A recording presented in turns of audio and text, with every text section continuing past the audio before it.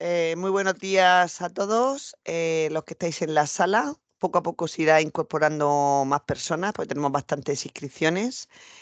Me presento, soy María José Torres, responsable del departamento, el área de proyectos e iniciativa empresarial de la Confederación. Y os presento a María Jesús Chaparro Egaña, que va a ser nuestra formadora durante estas 2 horas para desarrollar una píldora formativa en relación con la gestión de la diversidad desde una cultura inclusiva y liderazgo inclusivo.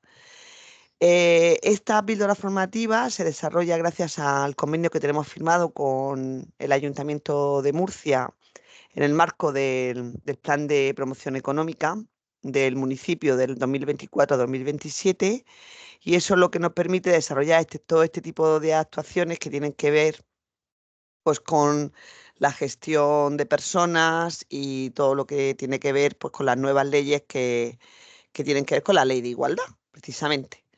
Entonces yo no quiero ser muy pesada con mi presentación, solo daros dos pautas de cómo se va a desarrollar la jornada. La jornada acaba a las 11.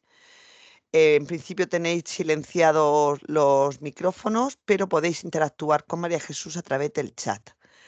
A última hora de la mañana de la jornada, ahora aproximadamente a las 10:30, se os habilitará los micrófonos para que podáis hacer pues un pequeño debate, consulta de preguntas, etcétera.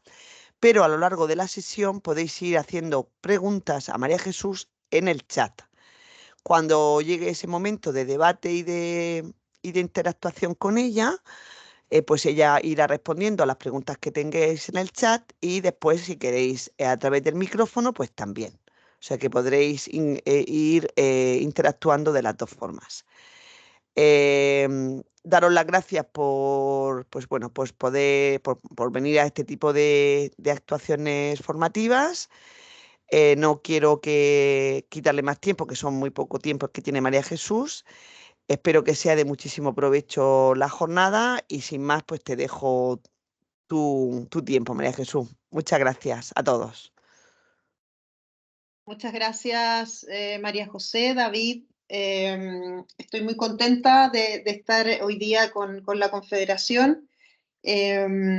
Así que los saludo y las saludo formalmente. Hoy día vamos a hablar sobre, como mencionaba María José, vamos a hablar sobre la gestión de la diversidad desde una mirada, ¿no?, de la cultura inclusiva, el liderazgo inclusivo. También vamos a tocar, como está aquí expresado en los contenidos de la formación, vamos a tocar algunos conceptos claves sobre diversidad e inclusión, los que nos permite ir aclarando, ¿no?, y definiendo conceptos. Vamos a hablar sobre la importancia también de la diversidad y la inclusión y estrategias para promoverlas desde una mirada de la interseccionalidad, que es un concepto que les quiero comentar.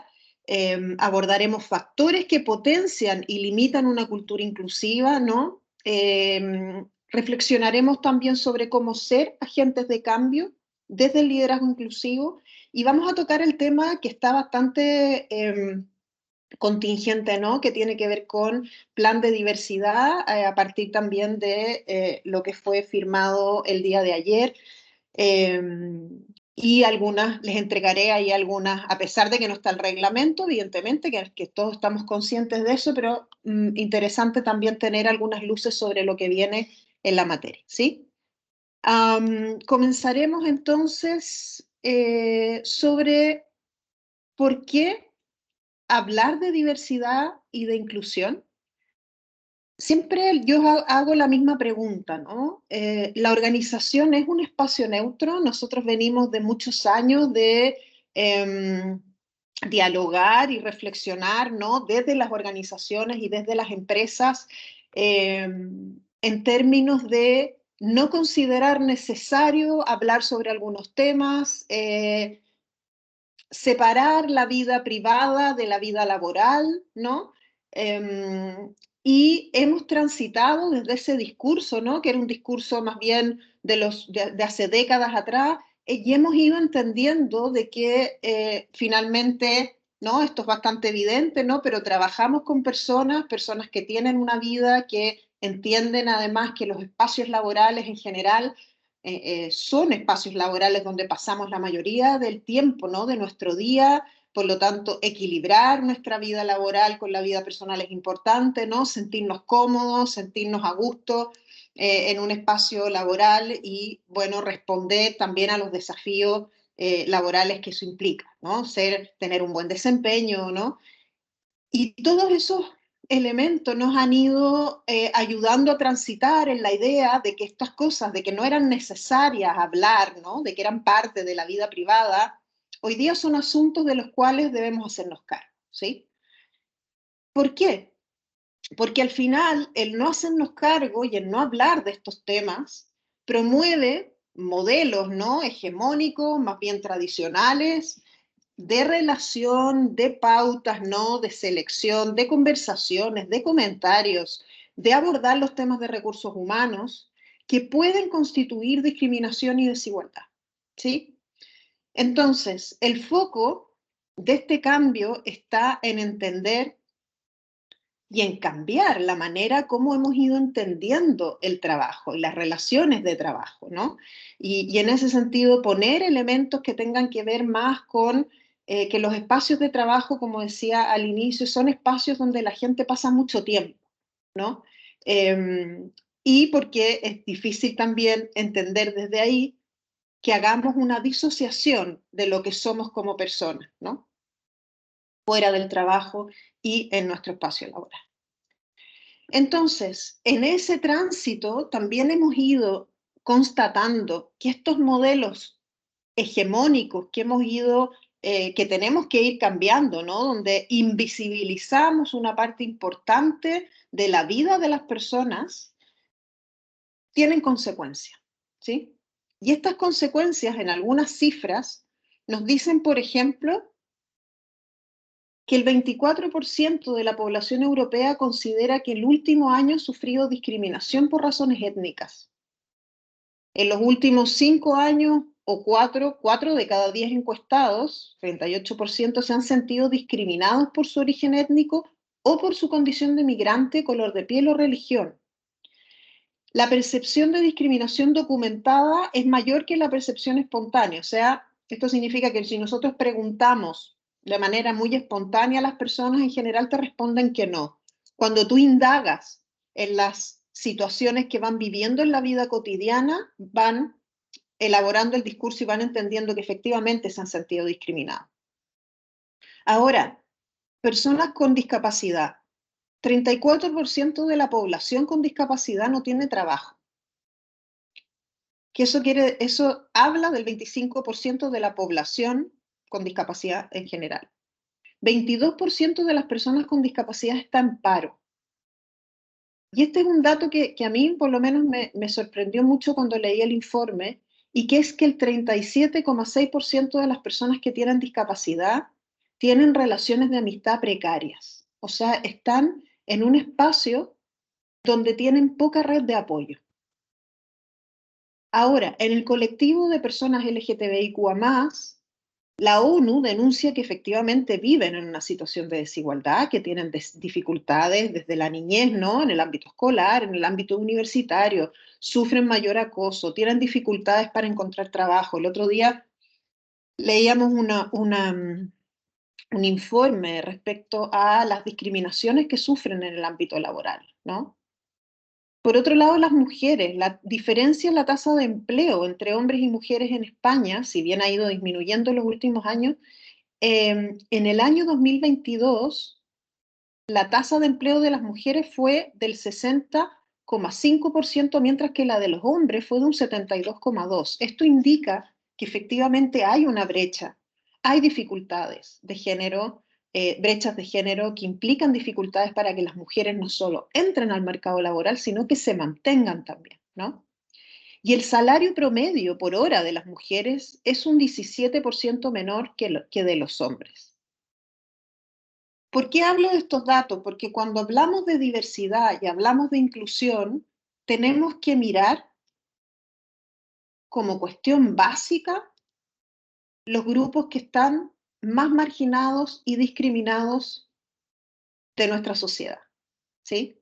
Entonces, haciendo la relación con estos modelos hegemónicos tradicionales, donde antiguamente, ¿no?, los que estaban en el mundo público y en el mercado laboral eran mayormente los hombres, las relaciones en las organizaciones se fueron construyendo a partir de esos patrones, ¿no?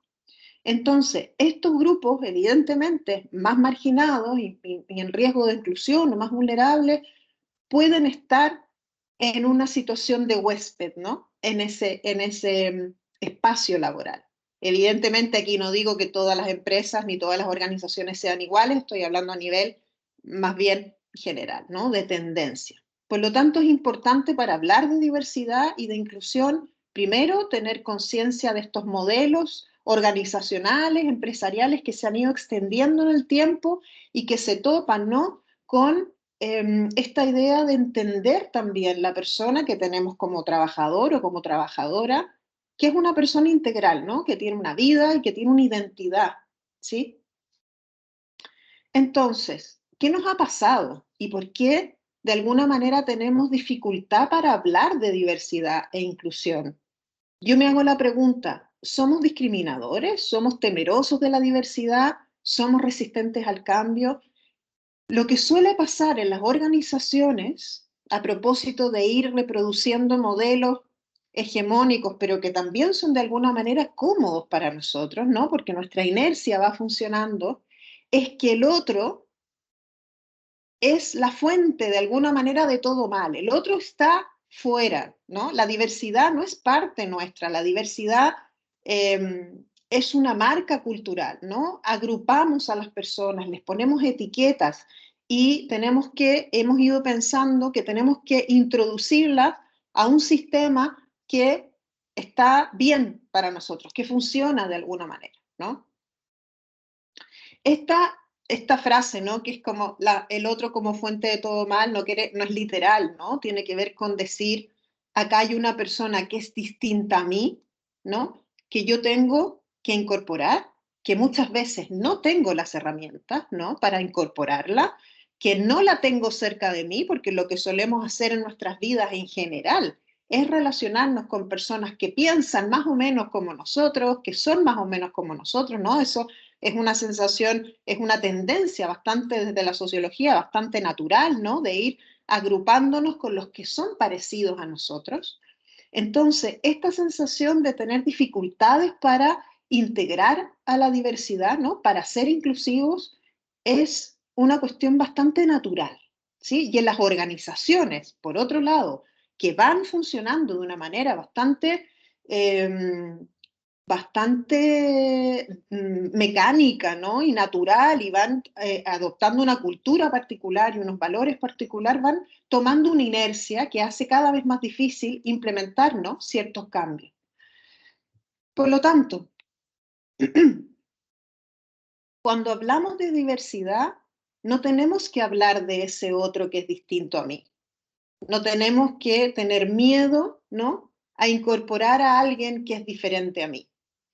¿Por qué? Porque al final, y esto puede ser muy romántico, pero es muy real, todos somos diversidad, ¿no? Eh, Miramos la diversidad como si estuviera fuera de nosotros, y en realidad todos nosotros somos diversidad, ¿sí? O porque nuestra identidad es muy compleja y tenemos distintas capas, ¿no? O porque nos relacionamos con personas que nos hacen entender que hay distintas realidades, por otra parte. Entonces entendemos que y lo explica muy bien con Ferri, una gran consultora en temas de recursos humanos, lo explica con las dimensiones de la diversidad. Cuando yo muestro esta lámina, ¿no?, y esta imagen a las personas con las cuales hago talleres y formación sobre diversidad, claro, se quedan mirando y en realidad van entendiendo que todos somos diversidad. La diversidad no tenemos que incorporarla, ¿no? ¿Qué es lo complejo? Que efectivamente cuando estamos en sistemas organizacionales y en empresas que tienen culturas que van avanzando de manera muy mecánica, muy orgánica, ¿no? Van agarrando una inercia que es difícil detenernos y pensar que en esa inercia tenemos que ir incorporando esa diversidad, ¿no? Nos vamos olvidando también de nuestra propia diversidad y vamos perdiendo capacidad por razones bastante naturales, ¿no? Por el ritmo de la vida, por el ritmo de la empresa, las organizaciones, la tarea, ¿no? Vamos olvidando que efectivamente no solo nosotros somos diversidad, sino que en ese camino tan rápido que vamos avanzando, vamos invisibilizando ciertos grupos de personas que son efectivamente más vulnerables de ser discriminados. ¿Por qué? Porque no encajan con estos modelos económicos y perdón, con estos modelos hegemónicos y tradicionales que van implementando las organizaciones sin mucha conciencia, ¿no? Entonces, el primer llamado es, o la invitación, ¿no? Es a tener conciencia sobre estas dimensiones de la diversidad, entender que la diversidad no está fuera de nosotros, no hay un otro, todos somos diversidad, y que tenemos que ser conscientes de la propia diversidad, pero también de que efectivamente hay gente, personas, grupos, colectivos que van a estar siempre más vulnerables a no ser subidos a ese sistema hegemónico de funcionamiento, ¿sí? Y ahí está la diferencia entre la diversidad y la inclusión, que la vamos a abordar próximamente, ¿vale? Importancia de la diversidad y estrategias para promoverlas, que es lo que vamos a abordar ahora. Yo recién les decía, ¿cuál es el problema de la diversidad? Es que a veces somos diversos, ¿no? Pero no somos inclusivos. Y ahí es cuando tenemos que entender cuál es la diferencia entre la diversidad y la inclusión, ¿no? Estamos en un mundo diverso, sí. Estamos conscientes que somos diversos nosotros, tenemos unas dimensiones de la diversidad bastante amplias, ¿no? Pero no necesariamente somos incluyentes por las razones que les había comentado hace algunos segundos, ¿no? Y por otro lado, hay personas y hay discursos muy dañinos, ¿no? Que van instalando que la diversidad o el tema de la diversidad o el DI, ¿no? Es una moda, ¿no? Es una moda pasajera que tenemos que adoptar casi por responder a una estrategia de marketing, ¿no? Porque son temas que están como de moda, ¿no?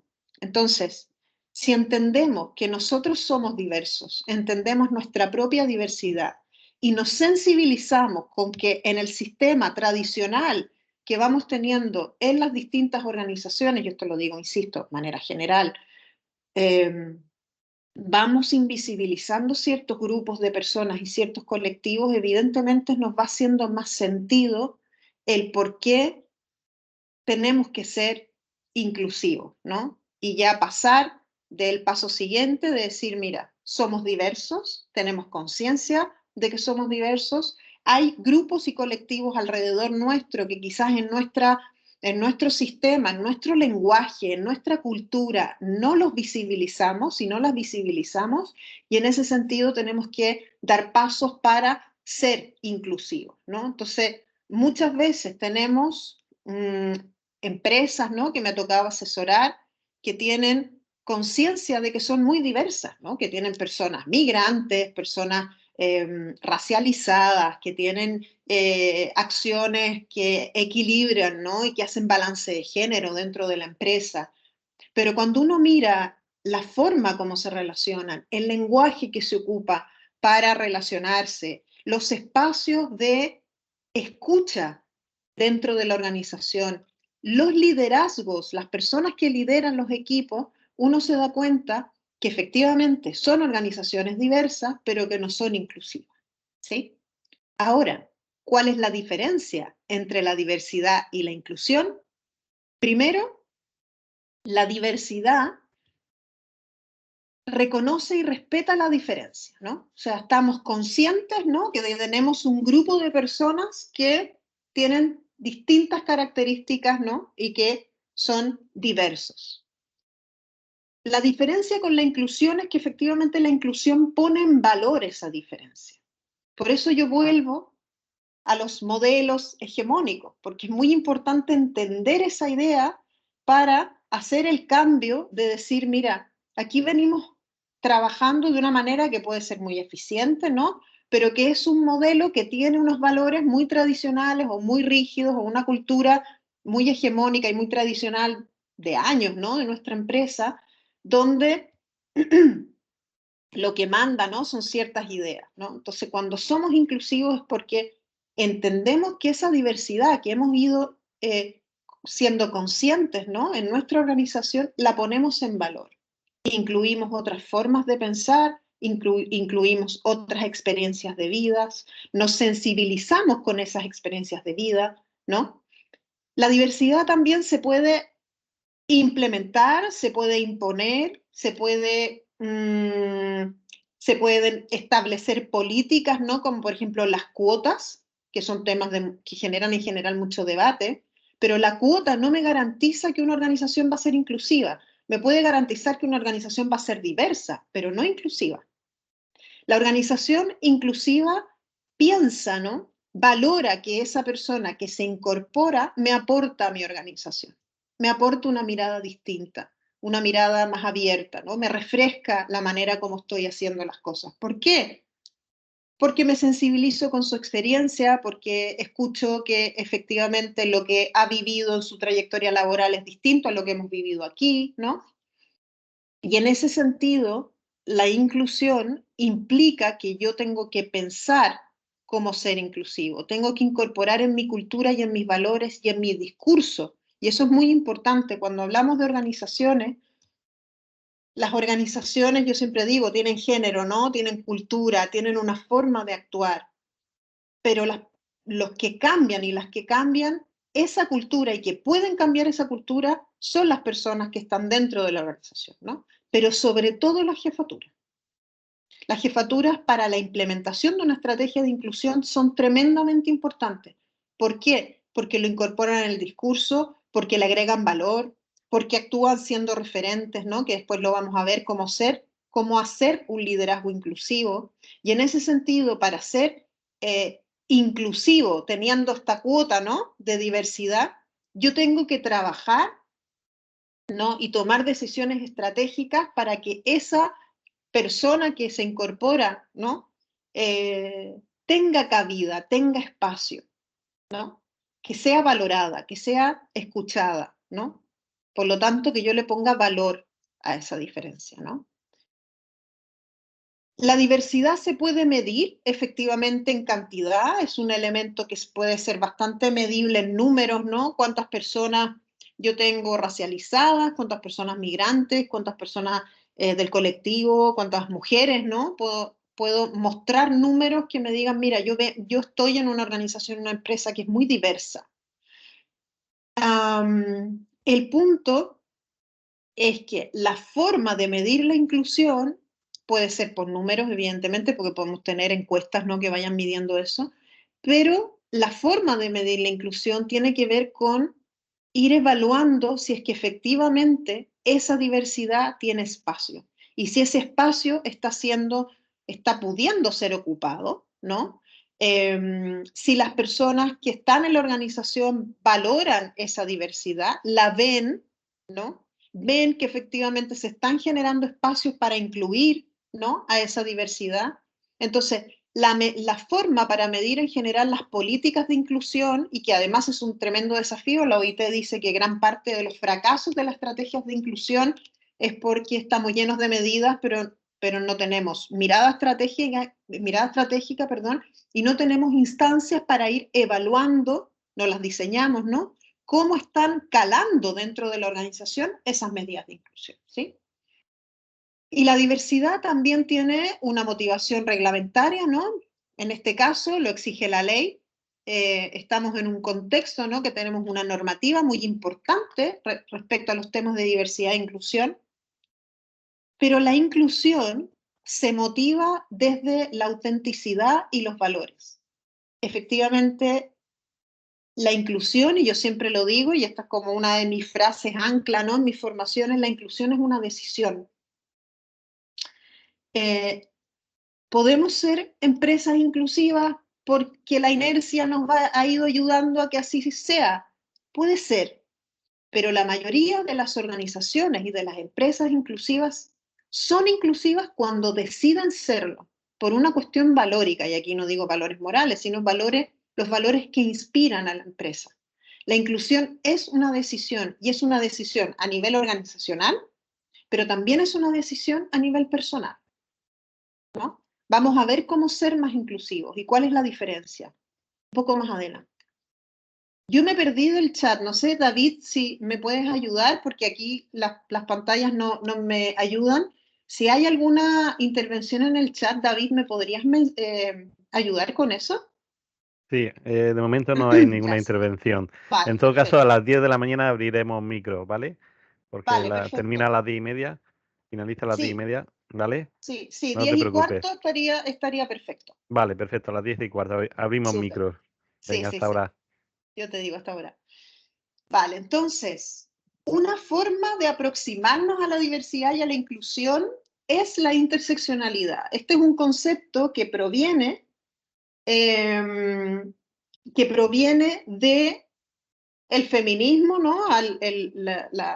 La abogada afroamericana Kimberly Crenshaw en el año 89 le hace una crítica al feminismo blanco y dice, oye, el género no es la única manera por la cual las personas son discriminadas o caen en situación de desigualdad, ¿no? Y este concepto hoy día se utiliza mucho en el ámbito de la diversidad y la inclusión porque efectivamente nos permite entender que las personas tienen capas, ¿no?, de información personal o tienen diversas dimensiones en su vida que constituyen su identidad, ¿no? Y que pueden ser el origen cultural, el género, la sexualidad, la religión, la apariencia, ¿no? La clase social, como otras características que se cruzan entre sí, por eso se habla de interseccionalidad, porque se cruzan esas dimensiones y en ese sentido hacen que esa persona pueda estar en mayor situación de desigualdad o no, ¿no? Entonces, esta interseccionalidad es como unas gafas, ¿no?, que nosotros nos ponemos para poder aproximarnos a la diversidad, ¿no?, y a la inclusión, y a entender que la interseccional nos permite ver de manera mucho más integral y más holística, ¿no?, la identidad de una persona.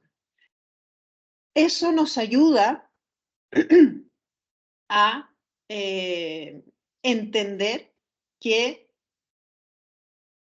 hay elementos que pueden ser de por sí constitutivos de discriminación, ¿no? Podemos tener una persona racializada, podemos tener una mujer, ¿no? Por ejemplo, podemos tener una persona del colectivo, una persona trans, ¿no? Que ese elemento puede ser ya constitutivo, ¿no?, de discriminación. Pero si nos ponemos las gafas de la interseccionalidad, podemos entender que hay, por ejemplo, mujeres que son madres, que son jefas de hogar, ¿no?, que son madres solas, por ejemplo, familias monomarentales. Podemos entender que hay personas que, un hombre, por ejemplo, ¿no?, lo vamos a poner en términos más hegemónicos, ¿no?, un hombre blanco, ¿no?, normal, nacido en España, que está dentro de la organización, pero sí sin las gafas de la interseccionalidad, podríamos ver que esa persona está usualmente en una situación de bastante, ¿no?, privilegio. Pero si entendemos que detrás de eso hay un hombre, por ejemplo, que cuida a su madre enferma, que esa madre tiene dificultades que implican que va cada cierto tiempo al hospital, por ejemplo, ¿no? Podemos entender que esa persona tiene una identidad más compleja, ¿no?, en ese sentido, y poder aproximarnos a esa diversidad de manera más empática y entender que esa persona también tiene riesgo de inclusión, de exclusión, tiene mayor vulnerabilidad, ¿no? Y en ese sentido, tener estrategias de inclusión que incorporen esa mirada más amplia que nos entrega la interseccionalidad, ¿sí? Entonces, lo que nos ayuda la interseccionalidad es a tener unas gafas más lúcidas, ¿no?, y más sensibles.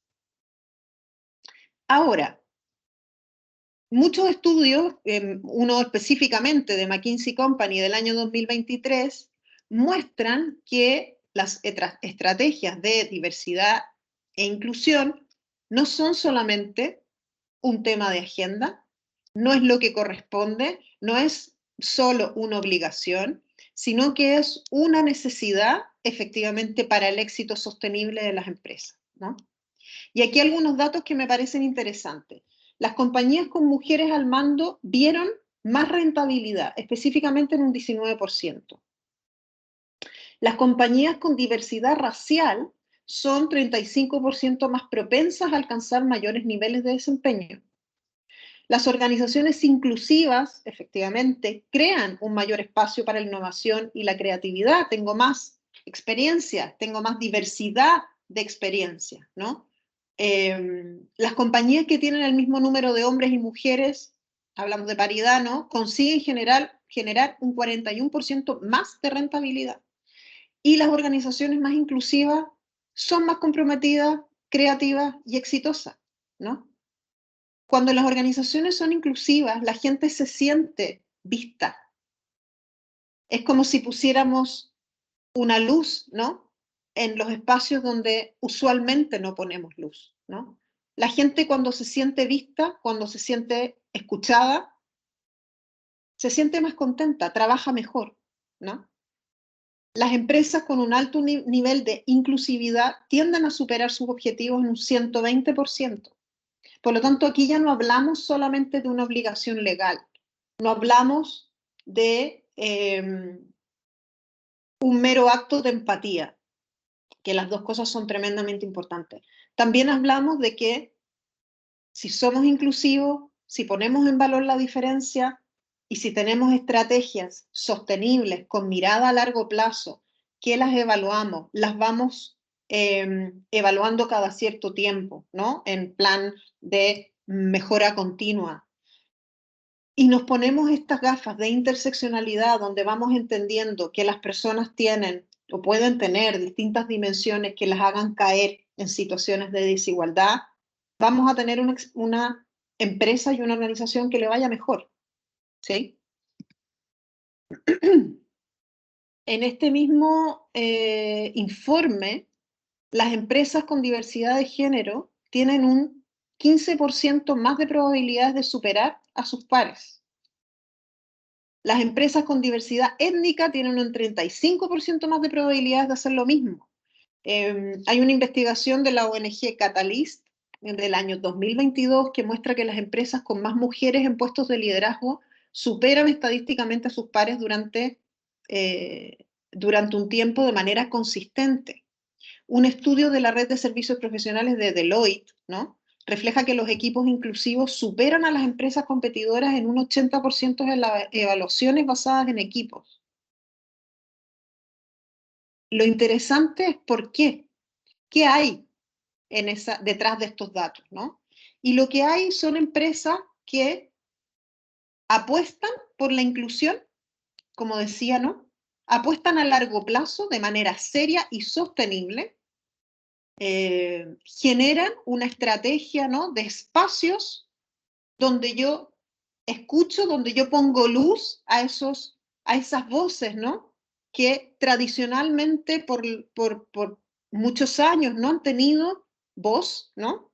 Les pongo luz, les pongo micrófono, ¿no? Tengo capacidad de escuchar, me abro a nuevas ideas, soy una empresa en ese sentido más, con un liderazgo mucho más libre, ¿no? Menos temeroso a las nuevas ideas, a las nuevas experiencias. Por lo tanto, solemos tener detrás de estos números una apuesta. Y ahí insisto en la decisión.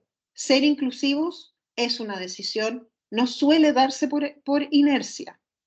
La inercia al revés, nos va a tirar siempre para atrás, al lugar cómodo, lo que venimos haciendo, por razones obvias, ¿no?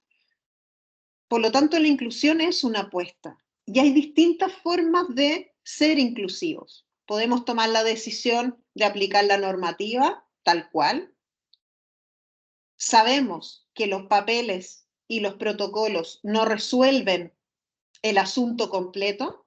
Por lo tanto, podemos hacerlo de una manera más simple, ¿no? Donde tomamos la decisión de aplicar la normativa, o podemos hacerlo de una manera donde yo como organización apuesto. ¿Qué significa apostar? Formarme, lo que estamos haciendo ahora, ¿no? Tomar la decisión de que esto es importante como un valor fundamental para nuestra empresa.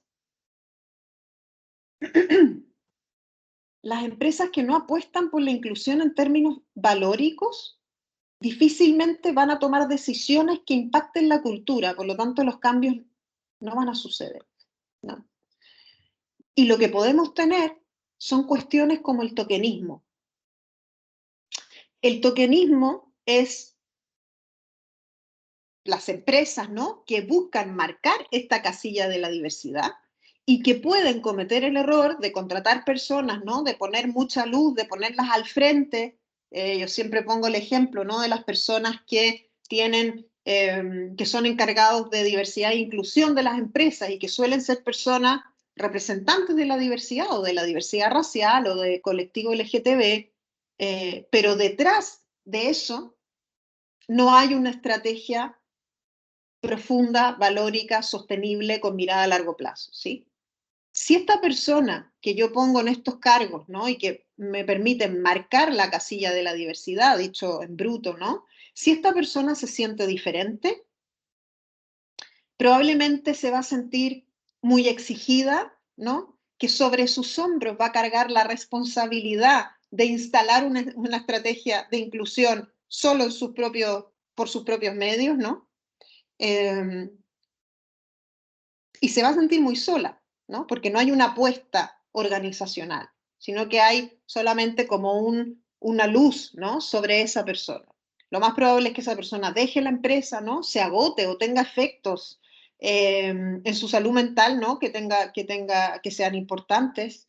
Sentirse responsables de incluir a colectivos que históricamente han sido excluidos es una tremenda responsabilidad. Por lo tanto, tenemos que tener ojo con estos actos de tokenismo, ¿no?, que pueden traer como consecuencias que hagamos una estrategia fallida, ¿no?, sin una apuesta sostenible, y que al final la persona que está a cargo de, o que representa la diversidad para la organización, termine quemándose, ¿no?, termine frustrándose, termine sintiendo que no puede sola o solo con esta tremenda responsabilidad, ¿no?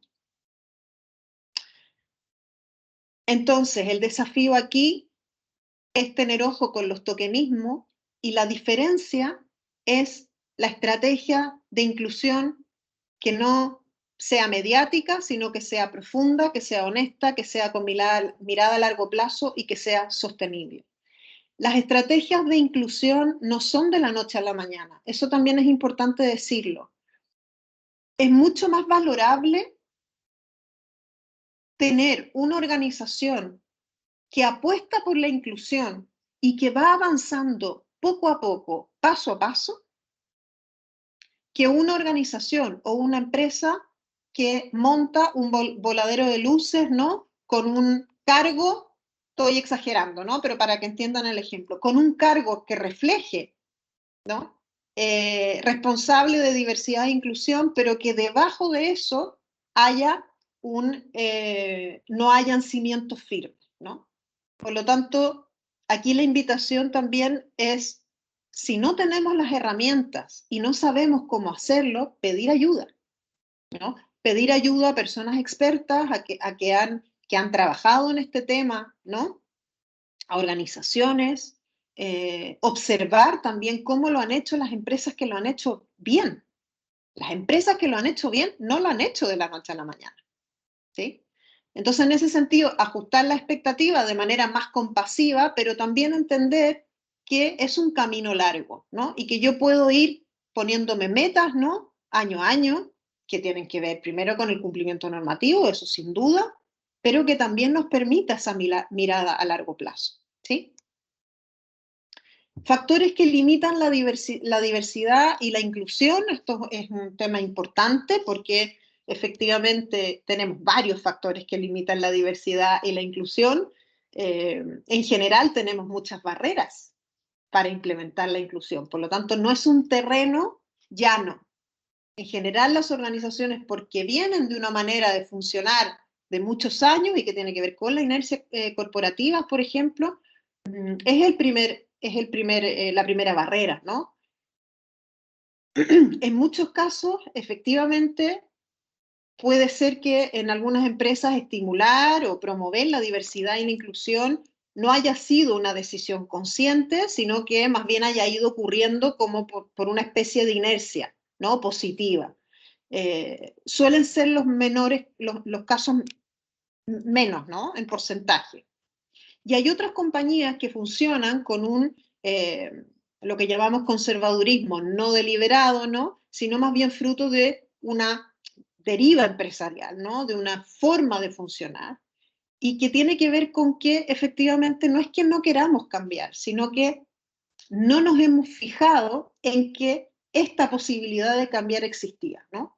Entonces, si no detectamos esta barrera, lo más probable es que la organización siga funcionando con esa inercia corporativa y nos perdamos oportunidades para ser más inclusivos, ¿no? A nivel, y que eso nos afecte nuestra reputación, nuestro rendimiento y nuestra capacidad de atraer también un mejor talento y también de retenerlo, ¿no? Otro elemento que limita la diversidad y la inclusión tiene que ver con la cultura corporativa conservadora. En este caso, no hablamos de simples inercias, sino que, porque las inercias efectivamente con conciencia se pueden corregir, aquí hablamos de compañías que de manera consciente fundan su cultura empresarial en un cierto inmovilismo respecto a los temas de recursos humanos, ¿no? Y a veces de manera muy intensa. Y eso efectivamente yo lo veo de manera mucho más común de lo que quisiera, ¿no? Gente que efectivamente no quiere cambiar, no le interesa ser diversa, la diversidad es una cosa que sucede, y mucho menos ser inclusiva. Por lo tanto, hay que tener ojo con estas culturas corporativas que son excesivamente conservadoras, porque probablemente en esas nos va a ser más difícil implementar cambios. Lo más importante es, en este caso, ser conscientes y tener el compromiso de la directiva de la empresa. Sin compromisos me refiero valóricos, ¿no?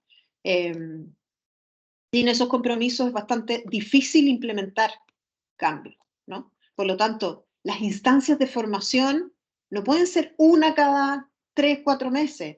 Cuando queremos de verdad implementar una estrategia de diversidad e inclusión, tenemos que profundizar muchísimo en estos temas, tener herramientas. La empatía no se compra en la esquina, la empatía se entrena, ¿no? El lenguaje inclusivo que refleja mi manera de visibilizarte, de poner luz a esos grupos que en general no les hemos puesto luz porque la inercia no nos dejaba, tenemos que entrenarlo, tenemos que dotarnos de herramientas, no es fácil. Yo he estado en muchas formaciones que he hecho bastante sobre el lenguaje inclusivo y claro, la angustia de mucha gente de decir, yo no puedo cambiar mi forma de hablar de la noche a la mañana. No, tu forma de hablar la vas a cambiar y vas a utilizar cada vez más el lenguaje inclusivo en la medida que vayas sintiéndote cómodo o cómoda con esa diversidad. Que vayas viendo y incorporando a tu cotidiano elementos que antes no los tenías incorporados, ¿no?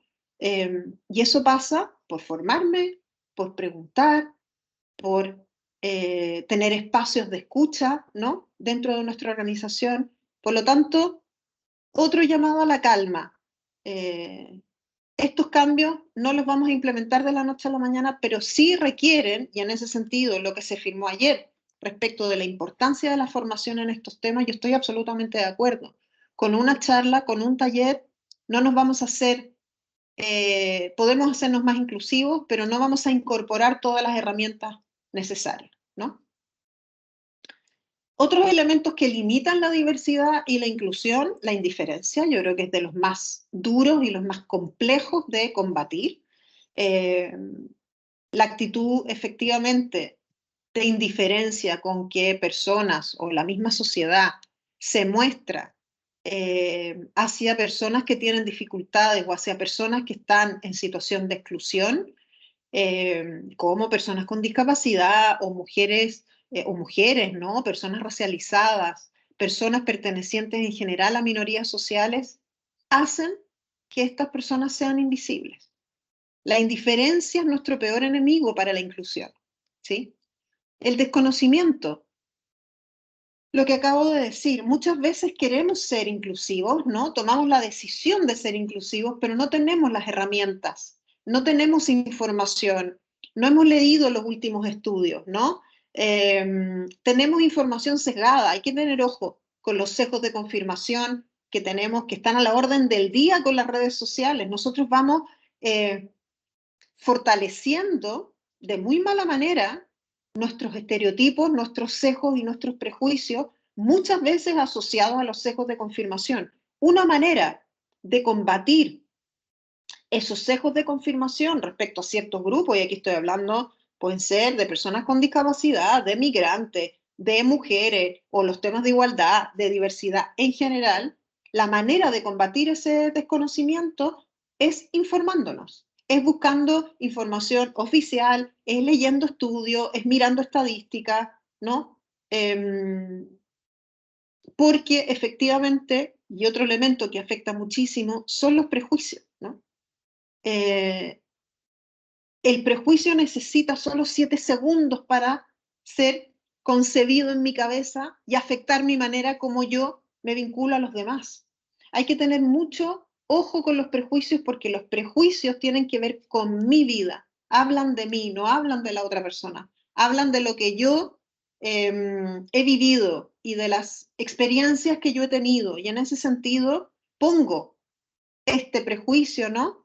Esta tela o esta etiqueta de manera muy rápida en las personas. Y eso efectivamente va a poner una tremenda barrera a la hora de valorar, ¿no? Y visibilizar la experiencia de esa persona, ¿sí? La sobreprotección muchas veces pasa, ¿no? Y en personas que he trabajado mucho con víctimas de acoso sexual, por una parte, y personas con discapacidad que intentan incorporarse a las organizaciones, la sobreprotección, tratarlos de manera paternalista o infantilizar a esas personas es otro de los enemigos de la inclusión. Y en ese sentido, también la sobreprotección implica que yo estoy invisibilizando, no valorando su manera de pensar, las ideas que tiene, las necesidades que tiene, ¿no? Entonces, tratar a las personas de estos colectivos, que pueden ser del colectivo LGTB, pensar que estoy haciendo un favor contratándola y que con eso es suficiente, esa condescendencia evidentemente invisibiliza, ¿no? Y reproduce la discriminación a la que estas personas de estos colectivos están acostumbradas. Por lo tanto, ojo ahí también con la sobreprotección. Otros elementos más burdos, ¿no? Como el insulto, la discriminación de base, ¿no? Los insultos, el rechazo, la exclusión, el minusvalorar al otro, el desprecio, evidentemente son formas graves de discriminar. Y ojo, quizás no nos damos cuenta cuando a veces hacemos comentarios discriminatorios. Puedo yo no estar haciendo un acto discriminatorio de, por ejemplo, en mi equipo, discriminar a una persona, excluirla, pero en mi lenguaje, en mi manera de relacionarme, en lo social, en la comida, ¿no? O en el café, puedo estar haciendo comentarios discriminatorios que efectivamente afecten a esos grupos y que yo no sea consciente, ¿no? Ojo con esos comentarios, ojo con las bromas, ojo con, y en eso poner atención a cómo nos relacionamos. Hay cosas que son muy propias de la cultura. Yo he trabajado muchos años con empresas mineras, que hay cosas que son muy propias, ¿no? De cómo se relacionan las personas en el mundo de la minería. Eso hoy día han tenido que cambiarlo, fuertemente. Cómo se refieren a los hombres, el prototipo de hombre que se espera en minería, o la discriminación de base a las mujeres. Esas cuestiones que son parte del trato cotidiano, de la broma, ¿no? Incluso de las reuniones sociales, afectan las relaciones laborales, porque ahí hay personas que se pueden sentir efectivamente excluidas, rechazadas, y que no necesariamente haya sido por un acto consciente, ¿no? Que me hayan discriminado, pero por esta cultura, ¿no? Que se va instalando del banalizar ciertas cuestiones relacionadas con los migrantes, con las personas del colectivo LGTBI, con mujeres, etcétera, ¿no?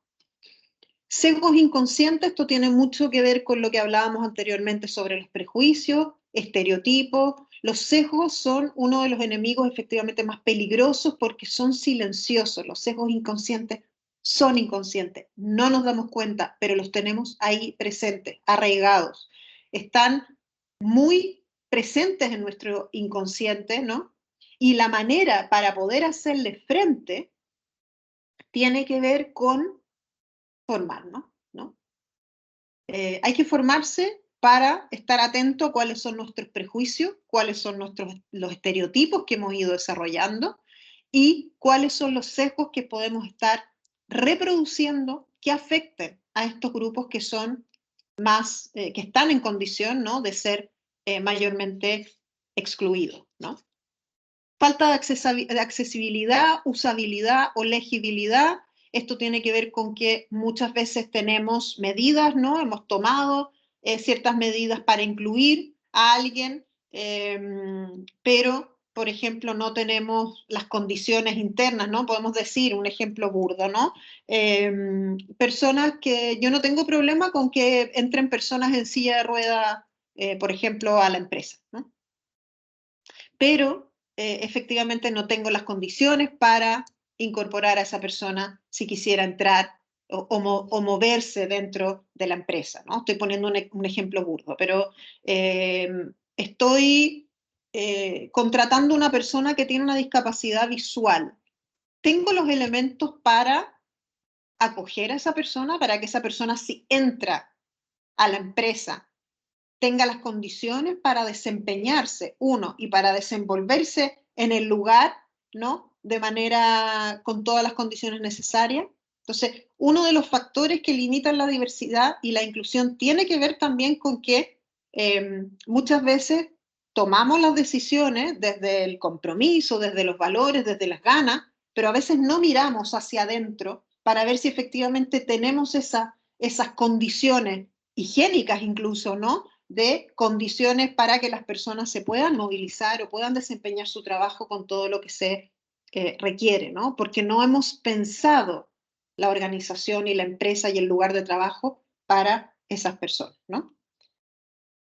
Estoy mirando el tiempo. Voy un poco más rápido. ¿Cómo ser agentes de cambio desde el liderazgo inclusivo en lo individual? Lo primero en ese sentido es actuar como modelo. Cuando uno se compromete con el hecho de ser inclusivo, lo más efectivo es poner en práctica, ¿no? Estos valores, ayudar a los otros, preguntar, tener una actitud también humilde, ¿no? Al decir, mira, yo no sé cómo se usa el lenguaje inclusivo, tengo ganas de hacerlo. ¿Cómo te gusta que te llame? He dicho algo que te incomoda, ¿no? Y en ese sentido, abrirnos a conversaciones también con personas que pueden insumarnos para ser, en ese sentido, mejor referentes. Si somos líderes, si somos jefaturas, más impacto va a tener lo que hacemos, ¿sí? Y en eso hay que ser consciente, ¿no? Involucrar a los líderes y jefaturas de la organización, yo lo decía hace unos momentos atrás, una organización que no tiene a sus líderes y a su plana directiva completamente comprometido con los temas de la inclusión, probablemente eso no vaya de la mejor manera, ¿no? Eso uno. Segundo, las jefaturas intermedias de las organizaciones hacen toda la diferencia. Llevo más de 20 años trabajando con jefatura intermedia y estoy absolutamente convencida que hacen toda la diferencia respecto de incorporar los valores que vienen de la directiva de la organización y volcarlos para fortalecer la cultura, para implementar los cambios, y hacen toda la diferencia desde lo positivo y lo no tan positivo. Por lo tanto, la formación de jefaturas, ¿a quiénes elegimos como jefatura? ¿Qué valores queremos que tengan esas personas? Es muy importante al momento de decir, yo quiero una empresa que hoy día la inclusión sea uno de los valores fundamentales. En el proceso de selección, y eso es parte de otra formación, ¿no? Cómo hacer procesos de selección acordes a los valores institucionales, tenemos que tener consciente a quién estamos eligiendo, ¿no? Porque nos va a representar. Todo lo que haga esa persona va a tener un impacto tremendo en los equipos de trabajo. Enfocar el esfuerzo en tareas específicas para que el mensaje no se pierda. Esto quiere decir que si yo como persona dentro de la organización me comprometo con el liderazgo inclusivo, ¿no? A nivel individual, vamos poco a poco. Hay algo que a mí me importa reforzar mucho, mi compromiso, porque hago un voluntariado con personas sordas. Estoy dando un ejemplo, ¿no? Instalar ese tema, elaborar un discurso, generar empatía en los demás, invitar a que hagamos algo como empresa, ¿no? Enfocar el esfuerzo. Si enfocamos el esfuerzo en demasiadas cosas, evidentemente vamos a perder toda esa energía, ¿no? Implementar cambios en las organizaciones, todos los que estamos aquí en esta sala sabemos que es tremendamente difícil. Por lo tanto, hay que enfocar la energía en pequeños pasos, ¿no? Adaptar el enfoque a tu público para hacer un impacto significativo tiene que ver con cómo yo traslado, ¿no? El mensaje. Convencer. Si tengo un cargo de jefatura o me comprometo mucho con este tema y me interesa y lo voy a llevar hasta el final, adecuar el lenguaje, ¿no? Para cambiar mentes. El lenguaje es muy importante. Es mi responsabilidad que ese mensaje llegue a quien corresponda. Por lo tanto, cambiarlo, adecuarlo, ajustarlo, ¿no? Y ser empático y empática, entender y escuchar las experiencias de los demás, entender que los cambios a nivel individual no tienen los mismos ritmos en todo el mundo, ¿no? En todas las personas. A nivel organizacional, ¿qué tenemos que hacer? Lo que estamos haciendo ahora, formarnos e informarnos, ¿no? Hay que tener también guardianes de la diversidad en la empresa. Si nosotros, y esta es una gran idea que muchas empresas lo implementan, ¿no? Cuando yo tengo gente que está muy comprometida con este tema, puedo darle espacio, puedo otorgarle un liderazgo en el tema, y aquí no hablo de liderazgo de jefaturas ni de cargo, ¿no? Es decir, mira, aquí tengo personas que pueden cumplir un papel súper importante convenciendo a los demás, porque son líderes innatos, ¿no? Visibilizar la diversidad, incorporar la importancia de este tema en nuestros discursos, visibilizar testimonios, hacer campañas que visibilicen en nuestra organización quiénes somos. Y si volvemos a la idea original de que somos diversidad y que todos tenemos dimensiones de la diversidad muy amplias, ¿no? Hacer ejercicios conscientes de ponerle luz a esas minorías estigmatizadas que en general no la tienen y que están invisibles, ¿no? Muchas veces. Sensibilizarnos y concientizarnos, importante informarse, buscar información de datos estadísticos. Hay muchos estudios hoy día al respecto que nos muestran cuál es la realidad. No porque mi experiencia o porque yo no me considero una persona discriminadora, esto no va a estar sucediendo en mi entorno, ¿no? Salir de la zona de confort y sensibilizarnos con que efectivamente hay personas que hoy día pueden estar sintiéndose excluidas, ¿no? ¿Qué tipo de actividades podemos hacer a nivel organizacional? Para ser más inclusivos, jornadas de diálogo, yo esto lo pongo porque me parece, y lo he visto, ¿no? Las he organizado, además, son espacios de diálogo donde se cuentan testimonios que inspiran y sensibilizan. Esto lo podemos también incorporar como parte de campañas, ¿no? Comunicacionales. Hacer actividades de voluntariado a nivel organizacional tiene un tremendo impacto, tremendo. Porque involucra al equipo, porque nos sensibiliza, ¿no? Porque nos conecta entre nosotros y nos conecta con algo que tiene sentido. Generar campañas de comunicación. Cuando nosotros queremos incorporar la estrategia de inclusión con mirada sostenible, la comunicación es absolutamente fundamental, la comunicación individual, y para eso los líderes y lideresas tienen que formarse para que esos discursos estén muy fuertes, ¿no? Pero por otro lado, tener campañas de comunicación que fortalezcan la comunicación interna de la empresa, con este mensaje de manera consistente, ¿no? Decir que es importante, que esto no lo soltamos, que esto para nosotros es una apuesta a largo plazo, ¿no? El diálogo social, crear espacios efectivamente de diálogo corporativo, ¿no? En los que se puedan generar debates. Hoy día además la norma nos exige, ¿no? Sentarnos a la mesa, construir propuestas en este tema. Team building social, ¿no? Que hagamos actividades fuera que tengan motivación con temáticas sociales, y esto puede estar muy relacionado con las actividades de voluntariado. Generar innovación social también, ¿no? Generar espacios de laboratorio, espacios de innovación que permitan que esa diversidad tenga espacio. Nosotros no vamos a ser inclusivos si no generamos espacio, ¿no? ¿Cómo ser agentes de cambio? Y esto ya es a nivel individual, ¿no? Y en términos de liderazgo, dejarse afectar es lo primero. O sea, no vamos a ser inclusivos si nosotros no creemos que esto es importante, si nosotros no nos sensibilizamos con la historia de la señora María, o con la historia de Pedro, o con la historia del hijo de la Juana, ¿no? No vamos a ser agentes de cambio si no nos sensibilizamos con las historias de los demás. Ser líderes inclusivos, ¿no? Y eso quiere decir que yo miro al otro, que yo valido al otro, que yo genero espacios de comunicación, que soy también trabajo mi propio. Para ser líderes inclusivos hay que trabajarse a sí mismo, ¿no? Hay que desprenderse de los propios prejuicios. Utilizar el lenguaje inclusivo como una forma de abrir un espacio desde el aprendizaje también, ¿no? Aquí no todos tenemos que saber todo, ¿no? Incluir la mirada interseccional y con perspectiva de género, y fomentar en ese sentido una cultura inclusiva, ¿no? Que esto un poco sintetiza bastante de las cosas que hemos conversado. Claves para el diseño del plan de diversidad e inclusión. Ahora nos pasamos un poquitito a lo práctico, aunque, insisto, nos falta el reglamento y eso es importante decirlo, pero en el contexto de la ley trans, que es la ley 4 del 2023, se obliga, ¿no?, a las empresas a tener un plan para prevenir la discriminación al colectivo LGTBI, ¿no? Entonces ahora vamos a tener un par de láminas para hablar de este tema. Ejercer el liderazgo inclusivo para generar este plan.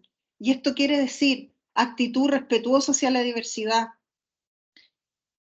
especialmente en momentos de visibilidad pública, no solo en los discursos, no solo en los grandes eventos, en las conversaciones, en las relaciones sociales. Acordémonos de los factores que limitan la inclusión y que tienen que ver con nuestras discriminaciones y nuestros sesgos inconscientes. Tener ojo con eso, ¿no?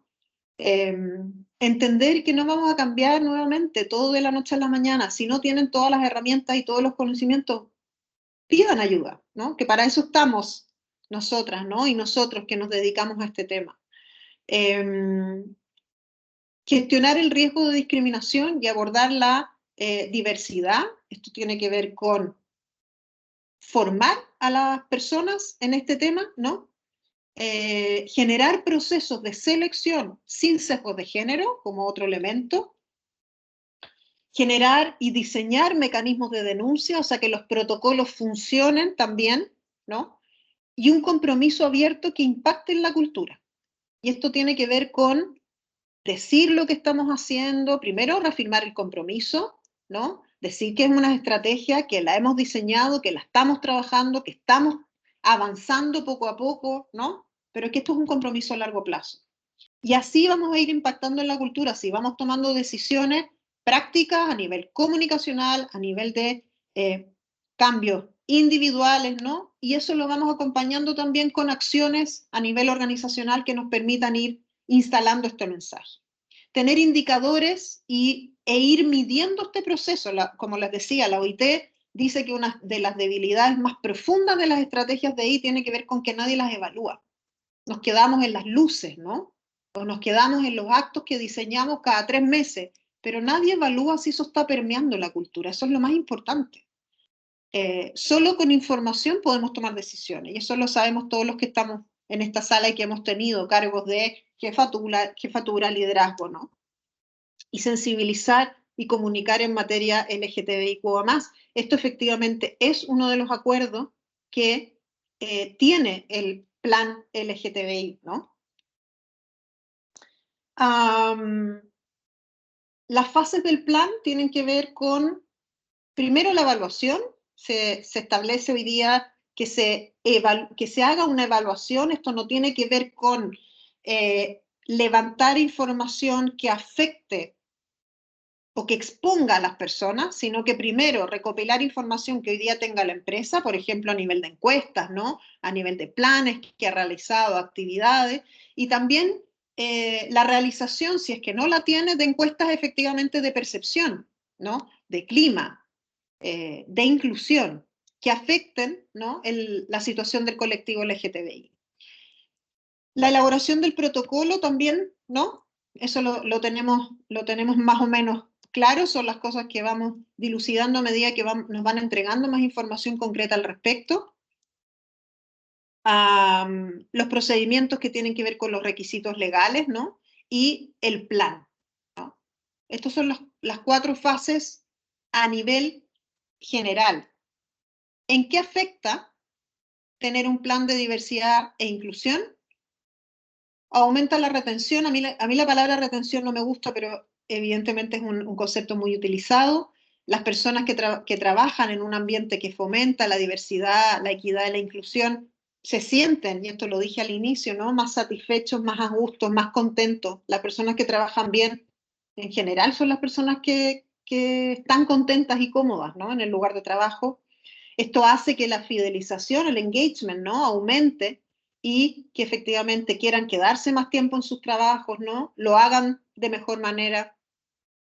Potencia la creatividad y la innovación, ¿no? Tenemos organizaciones, ya lo dije, ¿no? Que acogen esta diversidad de ideas, experiencias y conocimientos que permitan potenciar, ¿no? Nuestra propia creatividad organizacional.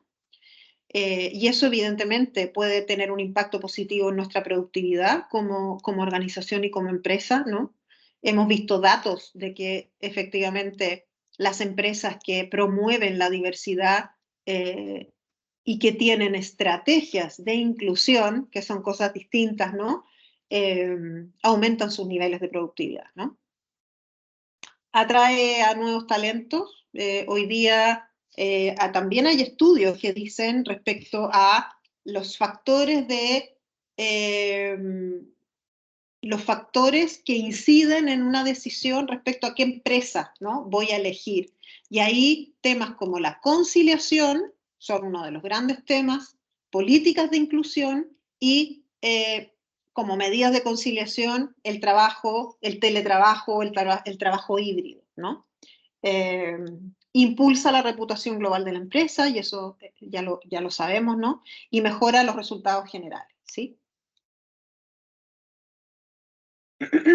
Buenas prácticas que nos permiten avanzar en estrategias de promoción de la diversidad, la equidad y la inclusión en una empresa es, por ejemplo, promover procesos de selección que reflejen esa diversidad, ¿no?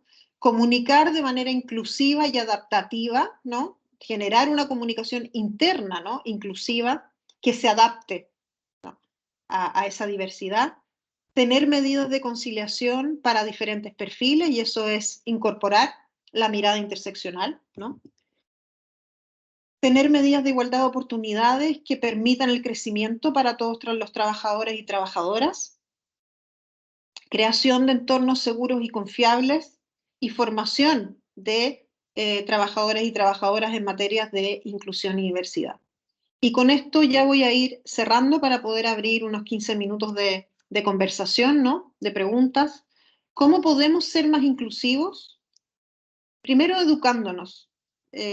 Yo digo que la empatía no se compra en la esquina. Nosotros tendemos, y hay una tendencia social, ¿no? Con las redes sociales, además, que no nos ayuda para nada, es que vamos recibiendo la información que va confirmando lo que pensamos. Por lo tanto, eso va rigidizando nuestras posturas frente a los temas. diversos temas. Entonces, educarse, investigar, buscar datos. Hoy día, insisto, hay muchas organizaciones muy serias que tienen informes tremendamente nutritivos para entender el fenómeno de la diversidad y la inclusión. Escuchar y ser empático. Entender desde ahí las perspectivas y sentimientos de los demás, ¿no? Entender, ser compasivo y empático con las experiencias de otros, respetar la diversidad, apreciar y celebrar esas diferencias. Las personas que han estado y que pertenecen a colectivos que han estado históricamente discriminados, sus experiencias de vida han sido absolutamente invisibilizadas, ¿no? Si hablamos, por ejemplo, de los migrantes. En general, la población migrante que llega a un país tiene que hacer mucho esfuerzo por encajar, ¿no? Todas esas experiencias son invisibilizadas. Las experiencias de mujeres que han vivido situaciones de acoso, de maltrato, que han hecho, por ejemplo, que han tenido que cambiarse de lugares de trabajo, o que las han discriminado porque están en edad de tener hijos, ¿no? O porque tienen hijos. Las personas que tienen discapacidad, y aquí no pensemos, voy a decir algo bruto, ¿no? Pero no pensemos solamente en la persona que tiene, que está en silla de ruedas, ¿no? Yo siempre digo, yo tengo una discapacidad auditiva, yo no escucho por un oído, y eso evidentemente ha hecho que yo he tenido que generar muchas herramientas para encajar, ¿no? En las organizaciones, pero me hubiera encantado que hace 15 años atrás, ¿no? O 20 cuando comencé a trabajar, alguien me hubiera preguntado, ¿no? ¿Cómo ha sido para mí esto? ¿Qué necesitas para sentirte más cómoda? ¿Cómo te ubico, ¿no? Para poder escuchar mejor. Cuestionar los prejuicios propios, los estereotipos, los sesgos.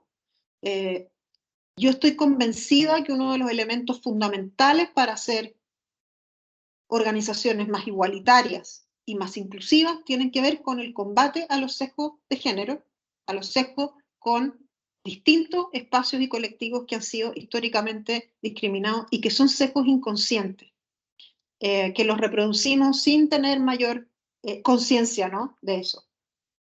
Tomar medidas, que no se quede en el discurso, crear una estrategia con mirada a largo plazo, sostenible, diseñar espacios de evaluación y de tomar el pulso de que lo que estamos haciendo, lo estamos haciendo bien. Y si no lo estamos haciendo bien, tomar otras decisiones, ¿no?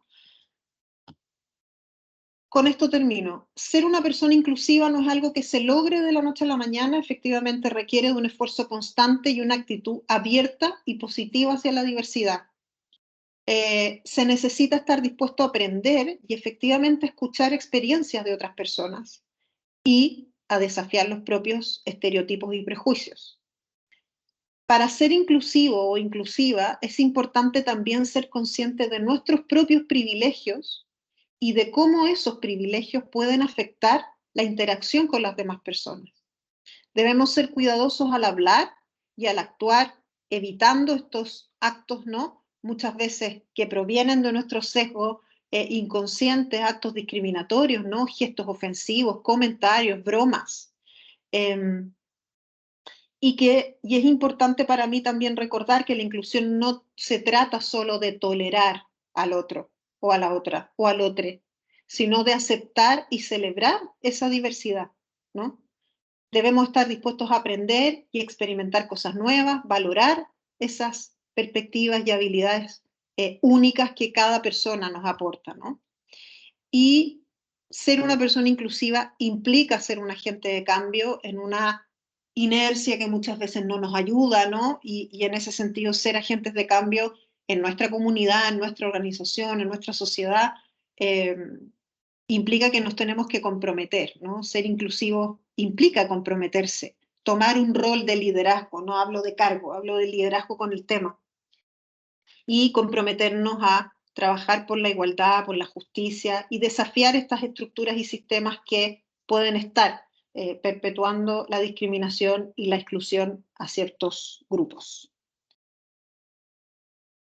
Muchas gracias, me he pasado 2 minutos, voy a dejar de compartir. Me encantaría escucharlos y escucharlas. Dejé de compartir, ¿no, David? Sí, sí, ya está. Y ya tiene habilitados los micros para poder hacer las consultas. Vale. No sé si alguien quisiera comentar algo, preguntar, reflexionar. Buenos días. Buen día, no Hola, sé quién eres porque no te veo, pero dime tu nombre. soy Diego. Diego. Sí, Diego Martínez. Mira, tengo una inquietud en el aspecto de cuando tengo que regañar a alguien o tal, que es que me ha salido ese tema siempre. Y cuando es de otro lugar, pues se lo toman como que, o sea, no quiero que se lo tomen como que lo hago por racismo, sino que si le tengo que llamar la atención, pero es por cosas de actitud, no por su procedencia ni mucho menos. Uh-huh. ¿Cómo hago para...? No sé. Vale. A ver, la pregunta ahí tiene muchas dimensiones, ¿no?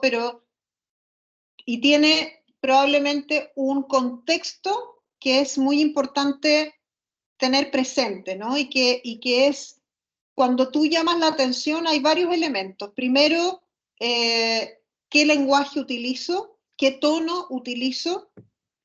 El por qué estoy llamando la atención, si tiene que ver con una advertencia, con un objetivo que no se ha cumplido, ¿no? O sea, cuando tenemos de base, y aquí hay una demanda, ¿no? Siempre a los temas de evaluación del desempeño, porque estamos hablando de eso, ¿no? Cuando yo evalúo el desempeño, tengo que tener claro, primero, el perfil de la persona, ¿no? Y qué es lo que tiene que hacer. Si eso lo tenemos claro, ambas personas tenemos un terreno que evidentemente es mucho más claro para ambos, ¿no? Y si esa perfil y objetivos del cargo, tenemos claro qué es lo que tiene que cumplir esa persona, podemos estar hablando de un trabajo muy sencillo o una labor de liderazgo. Si yo tengo claro eso, la conversación tiene que estar enfocada ahí, ¿no? Si yo enfoco la conversación en el objetivo del trabajo, cuido mi lenguaje y mi tono de voz, utilizo lenguaje inclusivo si es necesario, no debiera haber problema, ¿no? Lo que pasa cuando tenemos conflictos de ese tipo es que el conflicto se generó antes de esa conversación. Eso es lo que te quiero decir. Si nosotros sembráramos un terreno donde hay claridad de lo que él tiene o ella tiene que hacer y cuál es tu función respecto a ese trabajo, no debiéramos tener el problema. Lo que pasa es que muchas veces no tenemos seguimiento del desempeño, ¿no? No tenemos claro cuáles quizás son los perfiles, ¿no? Cuál es el trabajo cotidiano que tiene que hacer. No lo planificamos. Si no lo planificamos, tenemos menos herramientas para evaluarlo. Entonces, tu pregunta es complicada porque me faltan muchos elementos para poder responderla, pero no sé si te sirve lo que te estoy diciendo en términos, ¿sí? Ajustar bien qué es lo que estoy evaluando, por qué estoy llamando la atención, qué lenguaje voy a utilizar, ¿no? Siempre respaldarme de los compromisos que hemos generado tú y yo, ¿no? Yo como tu jefe, ¿no? Eso debiera ayudar a que esas confusiones no se generen. Pero claro, me faltan muchos elementos para entender por qué se llega ahí, porque probablemente esa confusión, insisto, no se originó ahí, viene de antes. No sé si te ayuda, Diego. Sí, me ayuda bastante, sí, de verdad, María Jesús. Vale. No sé si alguien más como Diego tenga alguna pregunta, algún comentario, algo que no les haya quedado claro, algo que les haya gustado o no gustado. Aquí conversar siempre es un espacio de aprendizaje. María Jesús, tienes una consulta en el chat de María Perdón. José. Si quieres abrir el chat. Perdón, ahora puedo abrir el chat. Está un poco lento, pero ahí va. Una vez que nos hemos comprometido desde la dirección con una cultura inclusiva, ¿cuáles diría que son las dificultades que pueden surgir que puedan frustrar el proyecto. A ver, lo primero es no diseñar una estrategia y quedarnos en el activismo mal visto, ¿no? Yo me comprometo con ser inclusivo como empresa, ¿no? Tengo un equipo directivo muy puesto con los temas de inclusión, pero no genero una estrategia, sino que, por ejemplo, puedo cometer el error de tener tokenismo, ¿no? De crear un área de diversidad e inclusión, poner una persona, pero detrás de eso no tengo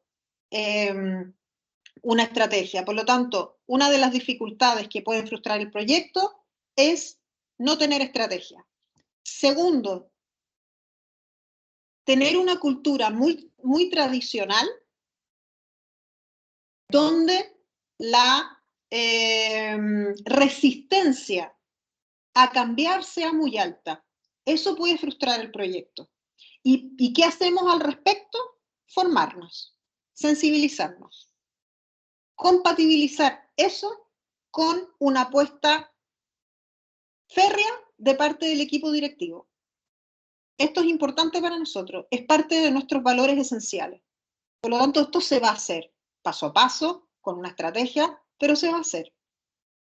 Y desde ahí formar y sensibilizar a las personas. Por eso siempre digo, la inclusión es una decisión. Cuando las personas no quieren ser inclusivas y tenemos en organizaciones muchas resistencias al cambio, hay que trabajar esas resistencias al cambio. Y eso es formando y sensibilizando, ¿sí? Pero yo te diría que lo primero que frustra el proyecto es no tener estrategia. Segundo, no tener mirada a largo plazo relacionado con esa estrategia.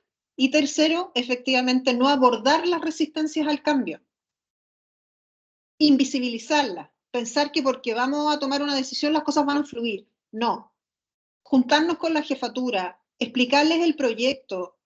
Las resistencias al cambio se vencen con sensibilización e información. Juntarnos con los equipos de jefatura, explicarles lo que vamos a hacer, cuál es la estrategia, la mirada a largo plazo, fase 1, fase 2, los vamos a ayudar, les vamos a poner herramientas. Así vamos venciendo, vamos logrando que la gente vaya bajando esa resistencia. Lo estoy explicando en términos generales, María José, no sé si te ayuda. Me ayuda mucho. Me parece muy interesante lo que estás diciendo y que son clave importantes. Mira, esta es una pregunta para que estemos una hora conversando, pero efectivamente yo te diría que esas tres cosas son lo más importante y eso implica tener un liderazgo inclusivo. Y yo siempre que hago talleres de liderazgo inclusivo, que son preciosos, el liderazgo inclusivo implica primero trabajarse las propias resistencias. Cuando nosotros trabajamos las propias resistencias, el proceso de instalación de culturas inclusivas es mucho más orgánico.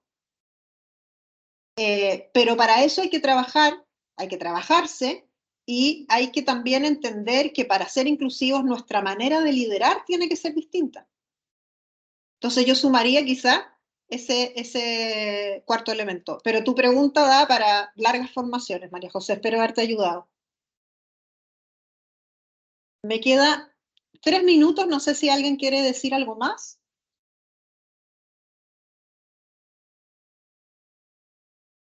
¿No? Sí, tienes Entiendo otra consulta en el chat de Javier. Pues no lo veo. ¿No me aparece? No me aparece. Lo último que me aparece es que tú le contestas que se enviará el enlace del canal de YouTube. La vuelvo a poner.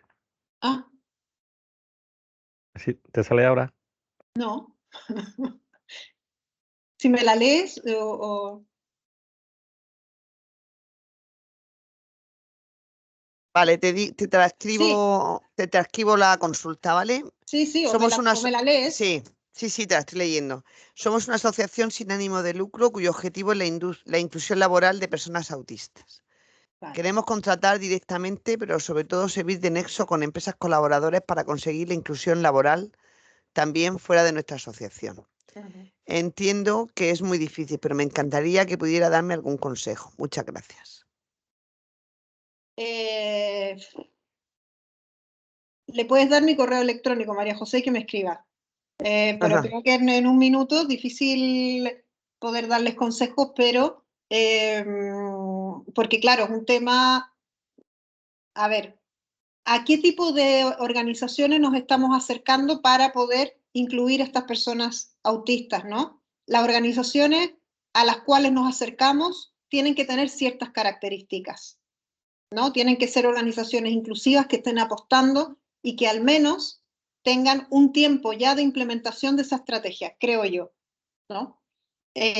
Segundo, generar planes a largo plazo o a mediano plazo que nos permitan comenzar con un proyecto piloto, por ejemplo, y que nos permita ir avanzando y profundizando en esa inserción, ¿no? Por lo tanto, firmaría un convenio de colaboración, pero tendría muy claro qué tipo de organización estoy conversando, ¿no? No puede ser cualquiera. Yo formar a esa organización en cómo incorporar e incluir a personas autistas, y eso tiene que ver con la expertise de esa asociación, ¿no? Y lo tercero es comenzar con proyectos pilotos que nos permitan evaluar la experiencia y poder expandirla, pero no ir con todo, ¿no? Porque efectivamente eso puede generar frustración en nosotros y también en la organización. Eso es lo que se me ocurre así a grandes rasgos. No tengo problema que esa persona me escriba y poder conversar con ella. Igualmente, ya cerrando, son las 10:30, agradecerles el espacio. Para mí estas formaciones son tremendamente interesantes y siempre me falta espacio para poder verlos y escucharlos más. Y bueno, Grupo Pitágora está disponible y encantadas de poder acompañarlos y acompañarlas a la Confederación y a todos los aquí presentes si así lo requieren. Así que por mi parte agradecerles el espacio, espero les haya servido y quedamos, bueno, atentas. María José y David, muchas gracias Para las por ser próximas equipo. veces. Muchísimas gracias, María Jesús, y a todos por asistir. Que Hasta la estén muy próxima. bien. Hasta la próxima. Igualmente, adiós, buen día. Adiós.